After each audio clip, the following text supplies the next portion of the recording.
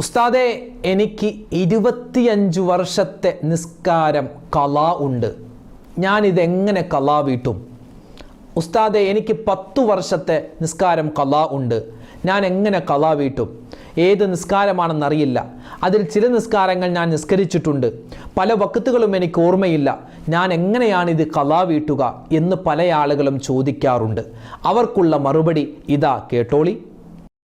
ഫർള് നിസ്കാരം ഖളാ ഉള്ളവർ സുന്നത്ത് നിസ്കരിക്കാൻ പാടില്ല എന്ന ഈ ഒരു വാചകം ശരിയാണോ ഉസ്താദെ എന്നൊരു സഹോദരി ചോദിച്ചിരുന്നു. ഞങ്ങൾ സ്ഥിരമായി തഹജ്ജുദ് നിസ്കരിക്കാറുണ്ട്, വിത്ർ നിസ്കരിക്കാറുണ്ട്, ദുഹാ നിസ്കരിക്കാറുണ്ട്, അവ്വാബി നിസ്കരിക്കാറുണ്ട്. പക്ഷെ ഞങ്ങൾക്ക് ഒരുപാട് ഖളാ ആയി പോയിട്ടുണ്ട് ഫർള് നിസ്കാരം. എങ്കിൽ ഞങ്ങൾക്ക് ഈ സുന്നത്തായ നിസ്കാരങ്ങൾ നിസ്കരിക്കാൻ പാടില്ലേ? എന്താണ് ഇതിൻ്റെ സത്യാവസ്ഥ എന്തെന്ന് ഈ വീഡിയോയിൽ പറയുന്നുണ്ട്, കേട്ടു നോക്കുക. ഒരുപാട് ഫർള് നിസ്കാരങ്ങൾ ഖളാ ഉണ്ട്. ഈ ഫർള് നിസ്കാരങ്ങൾ ഖളാ വീട്ടുമ്പോൾ ഉസ്താദെ, ആ ഏത് നിസ്കാരമാണെന്ന് നിജപ്പെടുത്തേണ്ട ആവശ്യമുണ്ടോ? ഉദാഹരണം പറഞ്ഞാൽ 2018 നവംബർ മാസം 14-ാം തീയതിയിലെ ളുഹർ നിസ്കാരം ഖളാ ആയി, അല്ലാഹു തആലാക്ക് വേണ്ടി ഞാൻ നിസ്കരിക്കുന്നു എന്നാണോ ഖളാ ആയി പോയ നിസ്കാരം ഖളാ വീട്ടുമ്പോൾ നിയ്യത്ത് വെക്കേണ്ടത്? ഒരു സഹോദരി ചോദിച്ചതാണ്. എന്താണ് അതിൻ്റെ ഉത്തരം?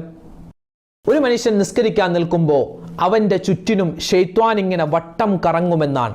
എന്നിട്ട് 7 തരത്തിലെ വസുവാസുകൾ, ഷർറുകൾ അവനക്ക് ഇട്ടുകൊടുക്കും. ഏതാണ് ആ ശൈത്താൻ ഇട്ടുകൊടുക്കുന്ന 7 വസുവാസുകൾ? ഈ വസുവാസുകൾ മാറാനുള്ള 2 പ്രധാനപ്പെട്ട മരുന്നുകൾ കൂടി നമുക്ക് ഈ വീഡിയോയിൽ കേൾക്കാം. അവസാനം വരെ കാണണേ, മറ്റുള്ളവർക്ക് കൂടി എത്തിച്ചു കൊടുക്കണേ. അസ്സലാമു അലൈക്കും വറഹ്മത്തുള്ളാഹി വബറകാതുഹു. അഊദു ബില്ലാഹി മിനശ് ശൈത്വാനിർ റജീം.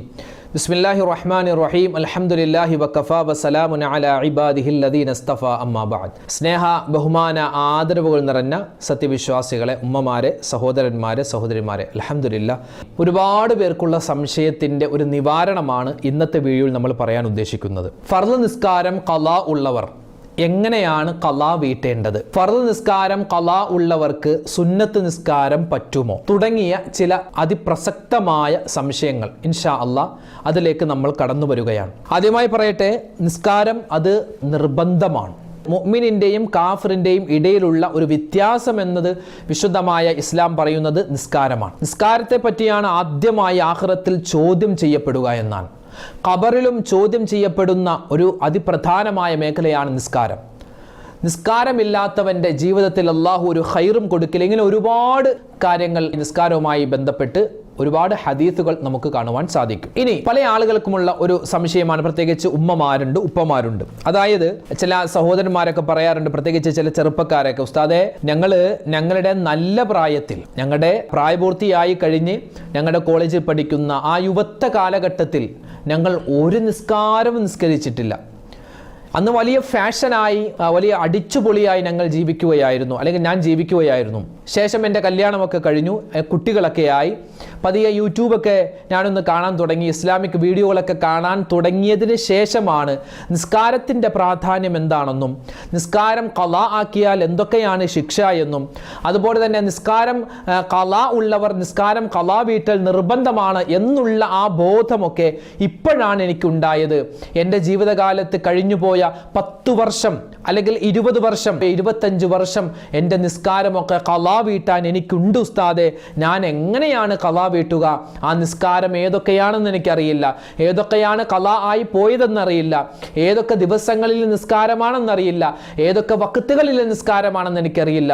എനിക്ക് കഴിഞ്ഞ 25 വർഷത്തെ നിസ്കാരം ഖളാ ഉണ്ടെന്ന് മാത്രമേ എനിക്കറിയാവൂ. ഞാൻ എങ്ങനെയാണ് ഈ നിസ്കാരങ്ങൾ ഖളാ വീട്ടേണ്ടത് എന്ന് ഒരു സഹോദരന് അല്ലെങ്കിൽ ഒരു ഉമ്മക്ക്, ഒരു സഹോദരിക്ക് ഈ ഒരു സംശയം ഉണ്ടായാൽ അവർക്കുള്ള മറുപടി മഹാനായ സക്കരിയുൽ അൻസാരി റഹ്മത്തുള്ളാഹി അലൈഹി മഹാനവർകൾ രേഖപ്പെടുത്തി വെക്കുന്നുണ്ട്. ഒരാൾക്ക് 25 വർഷത്തിന് ശേഷമാണ് കുറ്റബോധം ഉണ്ടാകുന്നത്. റബ്ബേ, എൻ്റെ നിസ്കാരം ഒരുപാട് ഖളാ ആയല്ലോ, ഇങ്ങനെ നടന്നാൽ ശരിയാവില്ലല്ലോ, എനിക്ക് മരിക്കേണ്ടവനാണ്, ഞാൻ മരിച്ചു കഴിഞ്ഞാൽ എനിക്ക് സ്വർഗത്തിൽ പോകണമല്ലോ, സ്വർഗത്തിൽ പോകണമെങ്കിൽ എനിക്ക് ഖളാ ആയി പോയ നിസ്കാരം ഖളാ വീട്ടണമല്ലോ, അപ്പോൾ ഞാൻ എന്ത് ചെയ്യും? ഇവിടെ മഹാനവർകൾ പറയുന്നു, 25 25 വർഷം, ഒരു ഉദാഹരണം പറഞ്ഞതാണ് 25 വർഷം, ചിലപ്പോൾ അത് 6 വർഷമായിരിക്കാം, 7 വർഷമായിരിക്കാം. അതായത് നമ്മൾ ആ നിസ്കാരമില്ലാത്തൊരു കാലഘട്ടമുണ്ടല്ലോ, അത് ഏതാണ് നമ്മൾ കണക്ക് കൂട്ടുക. 25 വർഷം, ഏകദേശം 125 വഖത്തുകൾ നമുക്ക് ഖളാ ആയിട്ടുണ്ട് എന്ന് വിചാരിക്കുക. അതായത് 125 ളുഹർ നിസ്കാരം, 125 അസ്ർ നമസ്കാരം,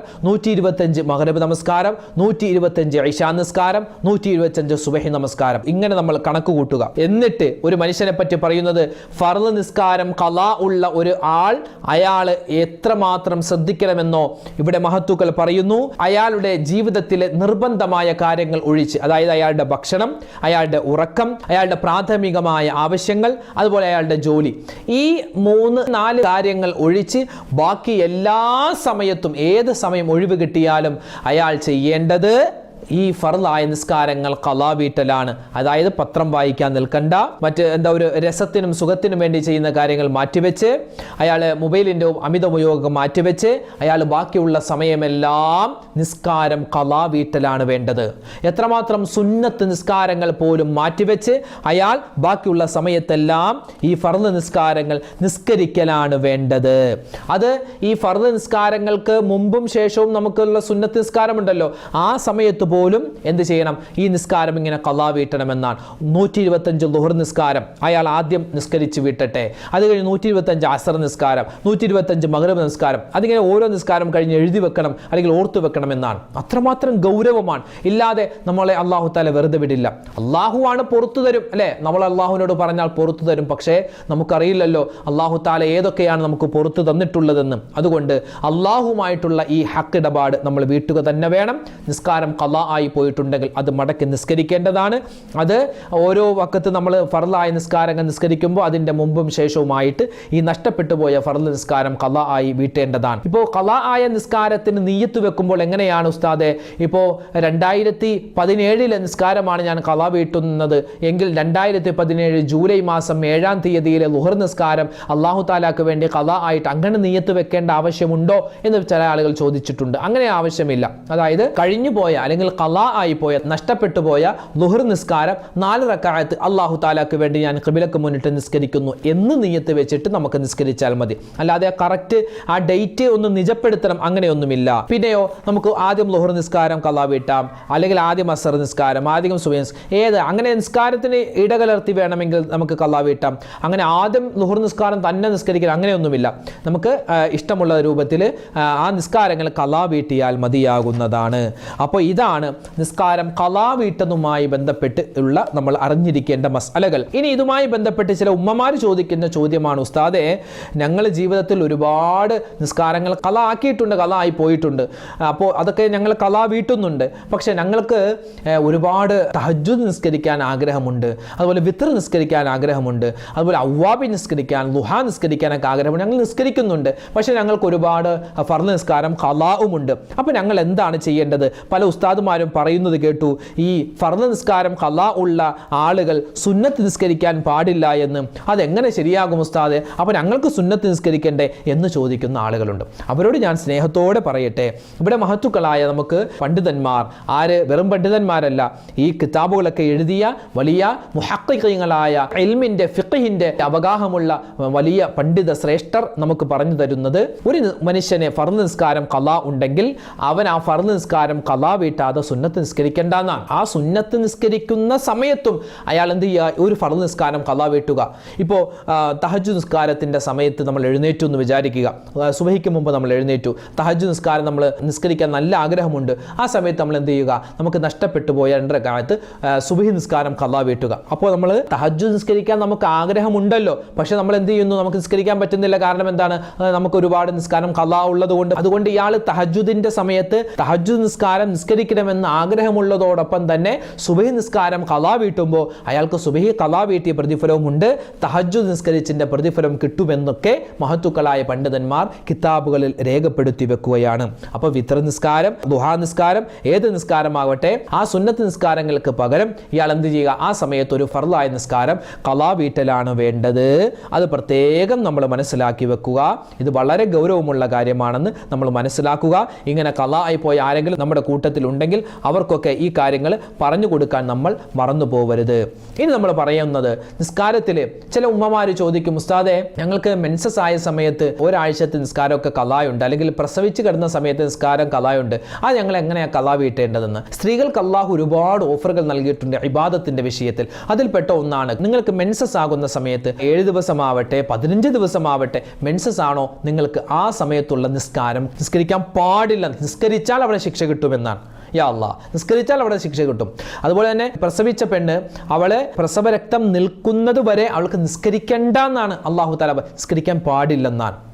ആ സമയത്ത് നിങ്ങൾക്കൊരു ഓഫറാണ്. അപ്പോൾ ഈ മെൻസസ് ഉള്ള സമയത്ത് അല്ലെങ്കിൽ പ്രസവ രക്തം പുറപ്പെടുന്ന ആ സമയത്തൊക്കെയുള്ള നിസ്കാരം നിങ്ങൾക്ക് നിസ്കരിക്കാൻ പാടില്ല, അതുപോലെ ഖളാ വീട്ടേണ്ട ആവശ്യവുമില്ല. ഇനി നമ്മൾ ശ്രദ്ധിക്കേണ്ടത്, നിസ്കരിക്കുന്ന സമയത്ത് നമുക്ക് ഒരുപാട് വസ്വാസുകൾ വരാറുണ്ട്. പ്രത്യേകിച്ച് ഒരാൾ നിസ്കരിക്കുന്ന സമയത്ത് അവൻ്റെ ചുറ്റിനും ശൈത്വാൻ ഇങ്ങനെ വട്ടം കറങ്ങുമെന്നാണ്. ശൈത്താൻ ഇങ്ങനെ വട്ടം കറങ്ങിയിട്ട് അവനെ ഇങ്ങനെ ഒരുപാട് ശാരീരികമായ ഉപദ്രവങ്ങൾ അല്ലെങ്കിൽ മാനസികമായ ഉപദ്രവങ്ങൾ കൊടുക്കുമെന്നാണ്. അവർക്ക് ഒരുപാട് വസ്വാസുകൾ, ഒരുപാട് ഷർറുകൾ ഇട്ടുകൊടുക്കുമെന്നാണ്. ഇവിടെ നമ്മൾ എല്ലാവരും നിസ്കരിക്കുന്നവരാണ്. നിസ്കരിക്കുന്ന സമയത്ത് പലരുടെയും നിസ്കാരം അള്ളാഹു സ്വീകരിക്കാത്തതിൻ്റെ പ്രധാനപ്പെട്ട കാരണം നിസ്കാരത്തിൻ്റെ 14 ഫർളുകളിൽ 9ാമത്തെ ഫർള് അവർ എടുക്കുന്നില്ല എന്നതാണ്. എന്താണ് ഈ 9ാമത്തെ ഫർള്? 9ാമത്തെ ഫർള് തുമഇനീനത്ത് എന്നാണ്. തുമഇനീനത്ത് എന്ന് പറഞ്ഞാൽ അനക്കമടങ്ങുക. അതായത് റുക്കൂഅ് ചെയ്യുമ്പോൾ, ഇഅ്തിദാൽ ചെയ്യുമ്പോൾ, സുജൂദ് ചെയ്യുമ്പോൾ, സുജൂദിൻ്റെ ഇടയിലെ ഇരുത്തത്തിൽ ഒക്കെ തുമഇനീനത്ത് അനക്കമടങ്ങുക. ഒരു സുബ്ഹാനല്ലാഹ് പറയുന്ന ആ ഒരു സമയമെങ്കിലും നമ്മൾ അനക്കമടങ്ങി, അതായത് ഒരു അവയവവും ചലിപ്പിക്കാത്ത നിലയിൽ നമ്മൾ ഉണ്ടാവണമെന്നാണ്. റുക്കൂഅ് ആണെങ്കിൽ റുക്കൂഇൽ തന്നെ അനക്കം ഇല്ലാത്ത അവസ്ഥയിൽ നിൽക്കണമെന്നാണ്. എന്നാൽ മാത്രമേ അത് നിസ്കാരം ശരിയാകൂ. ഇത് പല ആളുകളും ബ്രേക്കില്ലാത്ത വണ്ടി പോലെ ഇങ്ങനെ നിസ്കരിച്ചുകൊണ്ടിരിക്കുക. റുക്കൂഅ് ചെയ്യുന്നു, സുജൂദ് ചെയ്യുന്നു, ഇങ്ങനെ അനങ്ങി അങ്ങനെയല്ല. നമ്മൾ റുക്കൂഅ് ചെയ്താൽ റുക്കൂഅയിൽ കുറച്ച് നേരം നിൽക്കണമെന്ന് ആ ദിക്ർ പറയുന്ന സമയത്തൊക്കെ തുമഇനീനത്ത് വേണം, അനക്കമടങ്ങണം.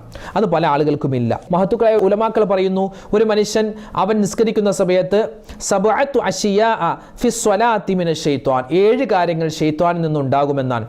ഒന്നാമത്തേത് അർറുആഫ്. ഇത് ചില ആളുകൾക്കാണ് ഉണ്ടാവുക. തരിമൂക്ക് പൊട്ടി, അതായത് മൂക്കിൽ നിന്ന് രക്തം വരും. വളരെയധികം വിരളമായി കാണുന്ന ഒരു ശൈത്വാനിക ഉപദ്രവമാണ്. നിസ്കരിക്കാൻ നിന്നാൽ മൂക്കിൽ നിന്ന് രക്തം വരും, അല്ലെങ്കിൽ വായിൽ നിന്ന് രക്തം വരും, ചെവിയിൽ നിന്ന് രക്തം വരുന്ന ഒരു അവസ്ഥ. ഇത് ശൈത്വാനിൽ നിന്നുള്ളതാണ്. അല്ലാഹു കാക്കുമാറാവട്ടെ. രണ്ടാമത്തേത് വന്നുആസ്, തൂങ്ങി ഉറക്കം. നിസ്കരിക്കാൻ കൈകെട്ടിയാൽ പിന്നെ ഇങ്ങനെ ഉറക്കം വരും. എന്താണെന്നറിയില്ല, ഇങ്ങനെ ഉറക്കം വന്നുകൊണ്ടിരിക്കും. സുജൂദിൽ ഉറക്കം, അത്തഹിയാത്തിൽ ഉറക്കം, ഇങ്ങനെ ഉറക്കം വന്നേകൊണ്ടിരിക്കും. അത് ശൈത്താൻ്റെ ഉപദ്രവമാണ്. 3 സമയത്തുള്ള ഉറക്കം അള്ളാഹുവിന് ഇഷ്ടമല്ല. 1 ദിക്റിൻ്റെ മജ്ലിസിലുള്ള ഉറക്കമാണ്. 2 സുബഹിക്ക് ശേഷം, അതായത് സുബഹി നിസ്കാരം കഴിഞ്ഞ് ഉദയത്തിന് മുമ്പുള്ള ടൈമിൽ കിടന്നുറങ്ങുക. അതുപോലെ ഇശാ മഗ്രിബിൻ്റെ ഇടയിൽ കിടന്നുറങ്ങുക. അതുപോലെ അസറിന് ശേഷം ഉറങ്ങൽ, അത് അള്ളാഹുവിന് ഇഷ്ടമില്ലാത്തൊരു ഉറക്കമാണ്. അത് ഭ്രാന്തുണ്ടാകുമെന്നൊക്കെ നമുക്ക് മഹത്തുക്കൾ പഠിപ്പിച്ചു തരുന്നു. 3ാമത്തെ അള്ളാഹുവിന് ഇഷ്ടമില്ലാത്ത ഒരു ഉറക്കം, അത് നിസ്കാരത്തിലെ ഉറക്കമാണ്. അതുപോലെ 3ാമത്തെ വസ്വാസാണ്. ഫാത്തിഹ ശരിയായോ, സൂറത്ത് ഓതിയോ, സൂറത്ത് ശരിയായോ, നിയത്ത് വെച്ചോ, നിയത്ത് ശരിയായോ, റുക്കൂഅ് ചെയ്തായിരുന്നോ, റുക്കൂഅയിൽ എത്ര പ്രാവശ്യം ദിക്ർ പറഞ്ഞു, ഇങ്ങനെ ഒരുപാട് വസ്വാസുകൾ ഇങ്ങനെ വന്നുകൊണ്ടിരിക്കും. അതും ശൈത്താനിൽ നിന്നുള്ളതാണ്. 4ാമത്തേത് കൈകെട്ടിയ അപ്പ കോട്ടുവാ തുടങ്ങി ആന്നൊക്കെ പറഞ്ഞ് ഇങ്ങനെ നിസ്കാരത്തിൽ ആന്നൊക്കെ പറയും. അതായത് അർത്ഥമുള്ള ഒരക്ഷരമോ അർത്ഥമില്ലാത്ത 2 അക്ഷരമോ ഉച്ചരിക്കാൻ പാടില്ലെന്നാണ്. ഉച്ചരിച്ചാൽ നിസ്കാരം ബാത്തിലാകും. ഇവിടെ എന്നൊക്കെ പറഞ്ഞിങ്ങനെ എന്താ പറയുക, നമ്മൾ സാധാരണ നിസ്കാരത്തിലല്ലാത്ത സമയത്ത് ഒരു റാഹത്തായിട്ട് കോട്ടുവായിടുന്നത് പോലെ നിസ്കാരത്തിലും ഇങ്ങനെ കോട്ടുവായിടുകയാണ്. അതുണ്ടാവാൻ പാടില്ല. അതുണ്ടായാൽ അതൊരു ശൈത്താൻ്റെ ഷർറാണ്. അങ്ങനെ കോട്ടുവാ ഇടാൻ പാടില്ല ഉസ്താദ്, ഞങ്ങൾ കോട്ടുവാ വന്നാൽ എന്ത് ചെയ്യും? കോട്ടുവാ നിസ്കാരത്തിൽ വന്നാൽ നമ്മുടെ ഇടത് കൈയുടെ ഈ പുറം ഭാഗം വെച്ച് നമ്മളിങ്ങനെ അമർത്തി പിടിക്കണം. അല്ലാതെ ഇങ്ങനെ വെറുതെ കൈയൊന്നും വെക്കാതെ എന്ന് പറഞ്ഞിങ്ങനെ വാ തുറന്ന് വെക്കരുത്. അതൊരു അദബ് കേടാണ്. 5ാമത്തേത് വൽ അബസു ഫിശ്ശൈ, അതായത് എന്തെങ്കിലും ഒരു കാര്യം കൊണ്ട് കളിച്ചിരിയിൽ ഏർപ്പെടുക. തൊപ്പി വെച്ച് നിസ്കരിക്കുമ്പോൾ തൊപ്പി അങ്ങോട്ട് വെക്കുക, ഇങ്ങോട്ട് വെക്കുക, മക്കനെ ഒന്ന് നേരെ ശരിയാക്കുക, കോളർ ഒന്ന് ശരിയാക്കുക, വാച്ചൊക്കെ ഒന്ന് നേരെയാക്കി വെക്കുക, കണ്ണട ശരിയാക്കി വെക്കുക. ഇങ്ങനെയുള്ള കളിച്ചിരി തമാശകൾ നിസ്കാരത്തിൽ കാണിക്കുക. ഒരു നേരം പോക്ക്. ഏതായാലും നിസ്കരിക്കുമല്ലോ, നേരം പോക്ക്. തറാവീഹിനൊക്കെ നിൽക്കുമ്പോൾ എന്തെങ്കിലും നേരം പോകണ്ടേ? ഉസ്താദ് ഇങ്ങനെ ഓതുന്നുണ്ട്, അത് കേട്ടിട്ടൊന്നും മനസ്സിലാവുന്നില്ല. അപ്പോൾ എന്തെങ്കിലും ഒരു നേരം പോകാൻ വേണ്ടി അങ്ങോട്ട് ചെരിഞ്ഞ് ഇങ്ങോട്ട് ചെരിഞ്ഞ് അത് നോക്കി ഇത് നോക്കി നിൽക്കുക. ഇതെന്താണ്? ശൈത്താനിൽ നിന്നുണ്ടാകുന്നതാണ്. 6ാമത്തേത് വൽ ഹഖാഖ്, ചൊറിച്ചിൽ, നമ്മൾ സാധാരണ ആ ഭാഗത്ത് ചൊറിയാറേയില്ല, പക്ഷേ നിസ്കാരത്തിന് കൈ കെട്ടി ഇങ്ങനെ ചൊറിച്ചിൽ, അവിടെ ചൊറിയൽ, തല ചൊറിയൽ, മൂക്ക് ചൊറിയൽ, അല്ലെങ്കിൽ തലയുടെ പിറകു ഭാഗം ചൊറിയൽ, അതുപോലെ മൂക്കിൻ്റെ ഉള്ളുഭാഗം ചൊറിയൽ, അതുപോലെ തന്നെ ചെവിയുടെ ഉൾഭാഗം ചൊറിയൽ, രഹസ്യഭാഗത്ത് ചൊറിയൽ, ഇങ്ങനെ ചൊറിച്ചിലേ വന്നുകൊണ്ടിരിക്കും. അതെന്താണ്? ശൈത്താനിൽ നിന്നുള്ളതാണ്. ഏഴാമത്തത് ഇൽത്തിഫാത്ത്. ഇങ്ങനെ തിരിഞ്ഞു നോക്കണം, ആരെങ്കിലും പുറകിലുണ്ടോ, ആരെങ്കിലും ഉണ്ടാവുമോ, അല്ലെങ്കിൽ ആരാണ് ഇപ്പോൾ വന്നത്, ആ വഴി ഇപ്പോൾ ആരാ പോയത്, ഒന്ന് നോക്കിയാലോ, ഇപ്പോൾ ആരും അറിയുന്നില്ലല്ലോ, ഇങ്ങനെ തിരിഞ്ഞു നോക്കാനുള്ള ഒരു തോന്നൽ ഇങ്ങനെ വന്നുകൊണ്ടിരിക്കും. അതെന്താണ്? ശൈത്താനിൽ നിന്നുള്ളതാണ്. അപ്പോൾ ഇങ്ങനെ ഈ 7 തരത്തിലുള്ള ഒരു ഉപദ്രവം ഉണ്ടാകുമെന്നാണ്. ഈ സമയത്ത് മഹാനായ അലി റളിയല്ലാഹു തആല അൻഹു പറയുകയാണ്, ഒരു മനുഷ്യൻ അവൻ ഈ ശൈത്വാൻ്റെ ഷറിൽ നിന്നെല്ലാം അവനിക്ക് വലിയ മോചനം കിട്ടാൻ അവൻ നിസ്കരിക്കുന്നതിന് മുമ്പ് വുളു എടുക്കുമ്പോൾ പൂർണ്ണമായ നിലയിൽ വുളു എടുക്കണമെന്നാണ്. വുളു എടുക്കുമ്പോൾ പൂർണ്ണമായ നിലയിൽ വുളു എടുക്കുക.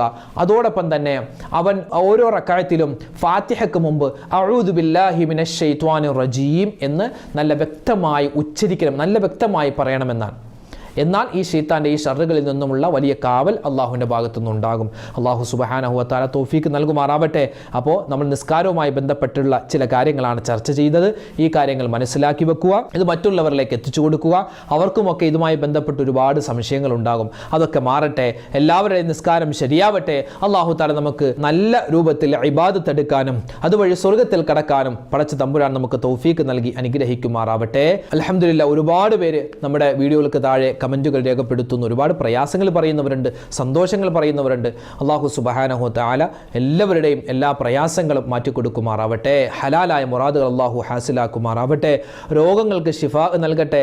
കടങ്ങൾ കൊണ്ട് പ്രയാസപ്പെടുന്നവരുണ്ട്, അതുപോലെ വീടില്ലാത്തവരുണ്ട്, മക്കളില്ലാതെ വിഷമിക്കുന്നവർ, ജോലിയില്ലാതെ പ്രയാസപ്പെടുന്നവർ, എല്ലാവർക്കും അള്ളാഹു ഖൈറുകൾ ബറക്കാത്തുകൾ നൽകി അനുഗ്രഹിക്കുമാറാവട്ടെ. മരണപ്പെട്ടുപോയവർക്ക് അള്ളാഹു മഗ്ഫിറത്ത് നൽകട്ടെ. ആമീൻ. ഇൻഷാ അല്ലാഹ് നാളെ മറ്റൊരു വീഡിയോയുമായിട്ട് നമുക്ക് കാണാം. അള്ളാഹു തൗഫീക്ക് നൽകട്ടെ.